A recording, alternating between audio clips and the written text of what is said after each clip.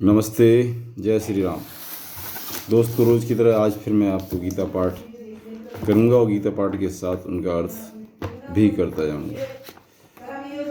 किसी व्यक्ति की यह सामर्थ्य नहीं है कि भगवान की वाणी का पूरी तरह से अर्थ कर सके, लेकिन उन्हीं की कृपा से उन्हीं से प्रार्थना करता हूँ कि अपनी इस गीता की अद्भुत ज्ञान, उपनिषद के ज्ञान को समझने की शक्ति दे और उसके अनुसार मुझे उसकी टीका करने की, एक्सप्लेन करने का, इंटरप्रिटेशन करने का बल दे।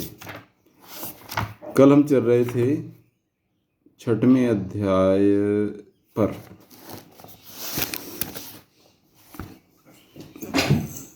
षष्ठो अध्याय मैंने 1 2 3 4 5 6 7 8 9 10 ओके 10 इसके श्लोक के बारे में बताया था।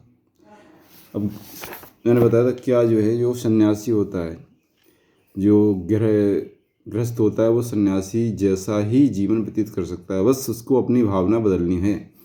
उसको अपने मन के जो भावना होती है, कर्म त्याग नहीं करना है, भावना का, आसक्ति का त्याग करना है।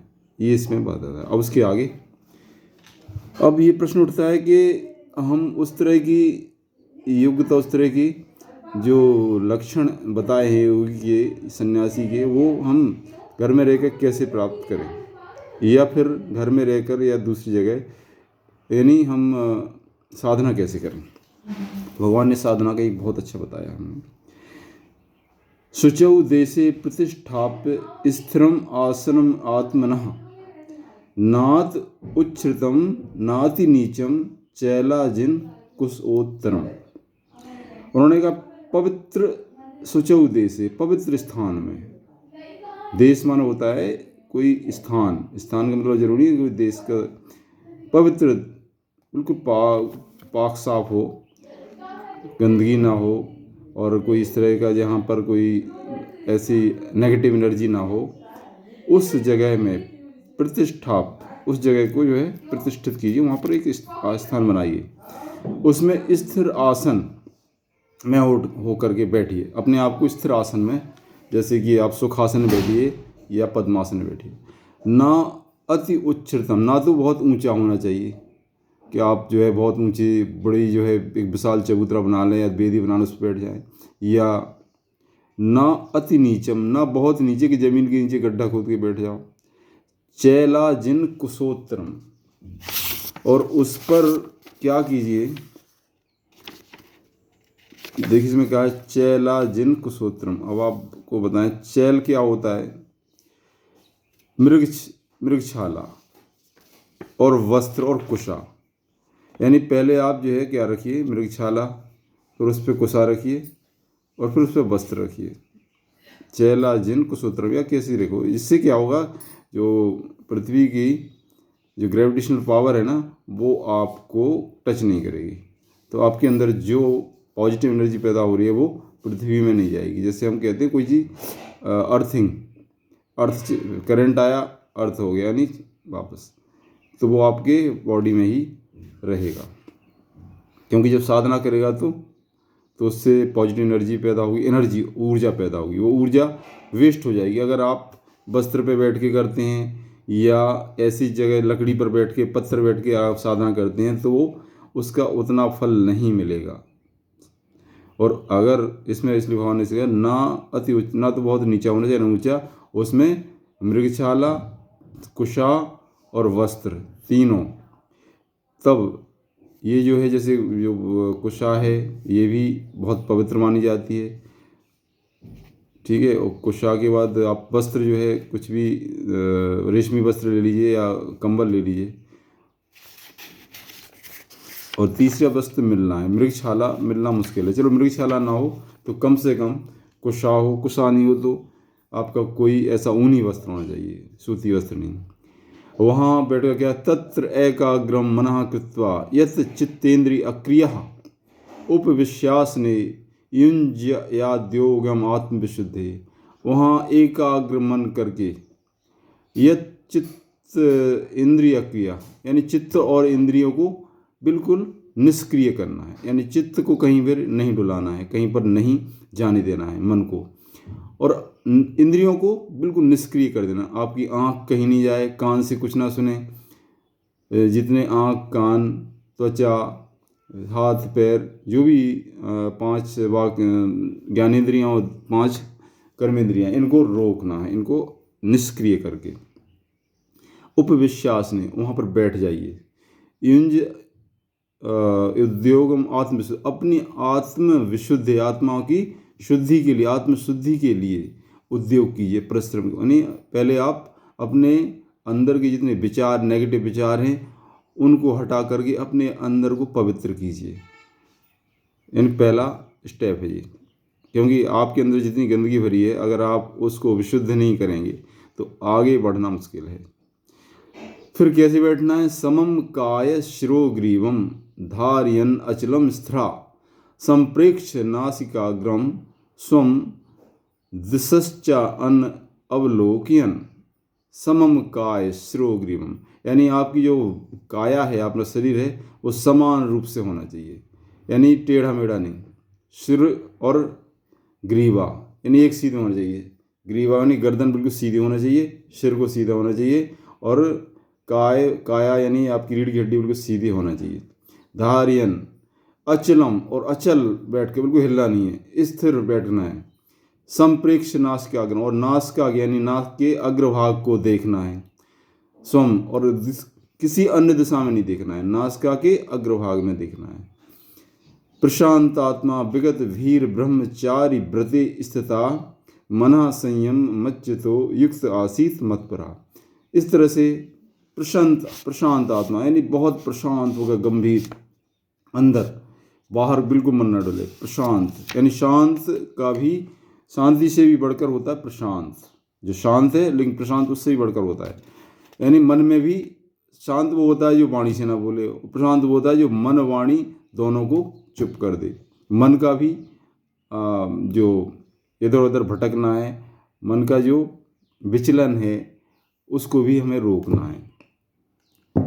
तो इसको कहते हैं प्रशांत आत्मा। आपकी जो है आत्मा माने जीवात्मा खुद, वो प्रशांत होना चाहिए। विगत भीर और डर नहीं होना चाहिए। विगत भी माने डर होता है, यानी निडर होकर।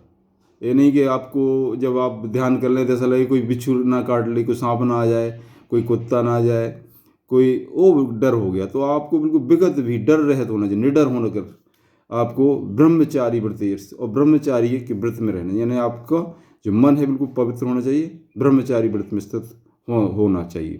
मना संयम मच्चितो, मन को संयम करके मेरे में चित्त लगाया। भगवान कहते हैं अगर आपने खाली मन को संयम किया और प्रभु के चरणों में आपने चित्त नहीं लगाया, तो आपका मन कभी भी जो है आपसे, मन से कंट्रोल दूर हो सकता है, मन कहीं भी जा सकता है, क्योंकि मन चंचल होता है। लेकिन भगवान के स्वरूप में लगा देंगे, भगवान के सौंदर्य रूप में लगा देंगे, तो आपका मन बिल्कुल शांत हो जाएगा। मनः संयम मच्चितो युक्त, मेरे मन में, मेरे चित्त को मेरे में युक्त लगा कर आसीत मत पर आओ, मेरे निर्भर होकर बैठ जाए। इंजन एवं सदात्मानम योगी नियतमानसा शांति निर्वाण परमा मत संसधाम अधिगच्छति। तो इस तरह से जो योगी इस तरह से मेरे मन लगाकर नियतमानसा, मेरे मन लगाकर, भगवान कहते हैं 16वां इंजन, ये है 15वां श्लोक है। तो 15वां श्लोक का हम, ये गीता प्रेस गोरखपुर की है, तो इसको मैं देख रहा हूँ इन्होंने क्या लिखा है, क्योंकि अपने मन से करेंगे थोड़ा सा हो सकता है कि इधर उधर हो जाए। इस प्रकार आत्मा को निरंतर परमेश्वर के स्वरूप में लगाता हुआ स्वाधीन मन वाला योगी मेरे में स्थित रूप परमानंद पराकाष्ठा वाली शांति को प्राप्त होता है। इंजन एवं सदात्मानम योगी नियतमानसा शांतिम निर्वाण परमाम मत संसदम अधिगच्छति। अब देखिए इस तरह से भगवान ने एक योग की साधना की, भक्ति विधि बता दी कि आप किस तरह से साधना करें। अब ये योग किस तरह से फलित होता है, इसमें क्या क्या आपको वो ध्यान रखना है ये किसके लिए सही रहेगा, और यानी इसको कहते हैं इसमें क्या डूज और डोंट हैं, क्या करना चाहिए क्या नहीं करना चाहिए। ये नात अत्यसनस्तस्तु योगस्ति न चैकांतम अनशनता न चाहती स्वप्नशीलस जागृतो नैव चार्जुना। ना तो ये अधिक सोने वाले का ना अधिक खाने वाले का सिद्ध होता है। ये योग अगर बहुत कोई खाता रहता है दिन भर, उसके लिए ये योग नहीं कर सकता है वो। ना बिल्कुल भूखा, और क्या कोई बिल्कुल भूखा रहे वो भी नहीं है। ना तो अधिक खाने वाले का, ना बहुत कम खाने वाले का, बिल्कुल भूखा रहने वाले का, ना अधिक सोने वाले का, और ना अधिक जागने वाले का ये योग सिद्ध होता है। यानी आप बिल्कुल बैलेंस में रहिए, उचित खाइए, उचित नींद लीजिए, अधिक मत सोइए, ना अधिक जागिए, ना अधिक खाइए, ना बिल्कुल भूखे रहिए। इस तरह से आप जब आपका जीवन बिल्कुल नियंत्रित हो जाएगा, खाना पीना हर चीज़ जो है बिल्कुल नियंत्रण में रहेगी, तब जाके योग सिद्ध होगा। युक्त आहार विहार, यानी युक्त आहार विहार बोला है इसमें। युक्त आहार विहारस्य युक्त चेष्टस्य कर्मसु युक्त स्वप्नावबोधस योगी भवति दुःखहा। यह योग ना तो बहुत खाने वाले का सिद्ध होता, ना बिल्कुल ना खाने वाले का, और ना अधिक सोने वाले का, और ना अधिक जागने वाले का। क्योंकि यह योग जो दुख का नाश करने वाला है वो यथा योग विहार करने वाले का, और कर्मों में यथा योग चेष्टा करने वाले का, और यथा योग शयन और जागने वाले का ही सिद्ध होता है। यानी योग की प्रथम श्रेणी है। अगर योग को आपको सिद्ध करना है तो आपको जीवन में जो है मध्यम मार्ग अपनाना पड़ेगा, अति से बचना पड़ेगा। ना अति खाने में होना चाहिए, ना अति ना खाने में होना चाहिए कि आप बिल्कुल भूखे रहें, 10-10 दिन तक आपने व्रत रख लिया, 4-4 दिन कुछ नहीं खा रहे हैं, वो योगी नहीं बन सकता है। वो तपस्या कर सकता है, लेकिन भगवान के में जो भजन, भगवान में मन लगाना है, मन को कंट्रोल करना है, वो वही होगा जो न ज़्यादा खाए ना कम खाए, न ज़्यादा सोए ना कम खाए, और अपने कर्मों में यथा योग चेष्टा करे। जो कर्म आपको उसको शांति से करे, उसमें भी आसक्तिपूर्वक ना करे।